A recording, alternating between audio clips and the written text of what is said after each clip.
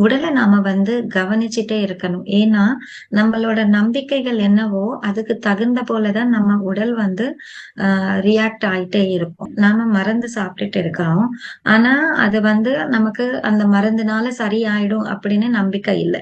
So, உடல் அந்த மருந்து ஏத்துக்காது. அதேபோல ஆன்மா நம்ம உடல் வழியா தான் அது செயல்படணும். அதனால நம்மளோட அனுபவங்கள் எல்லாமே நம்ம நம்பிக்கைகள் பொறுத்து தான் இருக்கும்.